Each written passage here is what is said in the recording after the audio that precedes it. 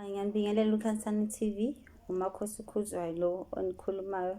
Ngingahambi namakhosi akoKhuzwayo kuphela, ngihambisana kanye namakhosi akoMoyeni. Ngibingelela nayo ikhehla lami omkhulu uNkazimula, emakhosini akoSikhakhane nawo koMbasha. Bantwana bethonga, sithi isikhathi sagcinana. Umsebenzi wethonga kuyale nale, awupheli umsebenzi kubantu abadala.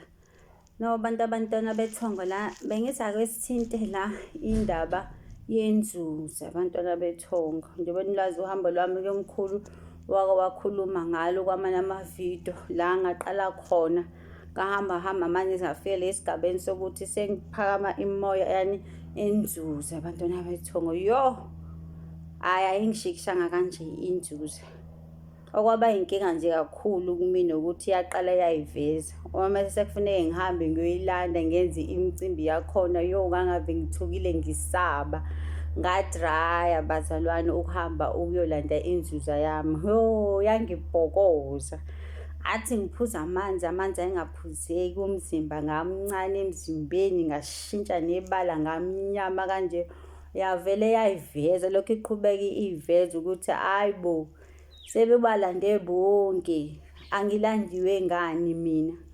Bantwana bethonga, uma uzazi utshenwa futhi abalaphi bendabulo ukuthi wena unemoya, kukhona nomoya wenzuzo. Angeke izilunge inzuzo yakho ngokuhlala phansi uthi uyathandaza ungayenzi imicimbi yakhona ngendlela yakhona. Ngiyacela wena lapho ohlezi ekhaya owaziyo ukuthi unayo imoya, bakutshena ukuthi nabalozi nomndawo nani, yonke le moya lena inemicimbi yakhona bantu bethonga ekumele yenziwe ngendlela yakhona. Ukudraya kwakho, ukuthandaza kwakho, yebo siyathandaza, umthandazo unendawo yawo, kodwa futhi nabantu abadala banendawo yabo, banezinto zabo kumele zenziwe zilungiswe. Ngiyacela nawe lapha ekhaya ohlezi uyatshena, uyazazi wena engikhuluma nawe ukuthi unayo le moya le, kodwa uhlezi phansi awuyilungiseleli. Ngiyacela ukuthi usukume uyoyilungisa ngoba inzuzo misisifikile yonke into yakho iba upside down. Ingulo iba ngala, izitha ngala, imali iyakuphelela, impilo naye ungabi kahle nasempilweni ngoba uyingozi. Inzuzo iyaphilisa futhi iyabulala abantwana bethonga. Ngiyacela ukuthi nje ake sisukumeni ngigqugquzele nawe isingane nabo kuKhansani TV nabo ukuthi singapheli amandla abantwana bethonga. Ake sisukumeni siqhubeke nje bese siqalile uhambo lethu, singapheli amandla endleleni, siqhubekeni sihambe soyilungise. Wena owazi ukuthi unenzuzo kumele uhambe uyilanda, kumele uyilungisele imicimbi yabo yenziwe ngendlela yakhona.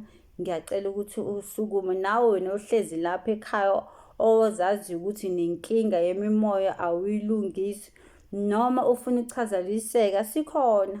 Musukuhlala wedwa uyimvuzi, ngiyazazi nomkhuba ukuthi sihlale sodwa siyivalele singafuni ukukhuluma nabantu noma abantu abadala bevela ngey'bonakaliso ukuthatha ukufake kuwena kuphela, ungafuni ukushera nabanye abantu ukuthi hayi bona nakho kwenzeka ukuthi ngibona into ewukuthi kanje. Ake silwe nje nalelo dimoni lelo, ukhulume. Sikhona abantwana bethonga. Unenkinga ngenzuzo ukuthi uyohamba uyolungiselela yona, ngiyacela ukuthi ungithinte kule nombolo lezi. uMakhosi Khuzwayo, uMakhosi amahle.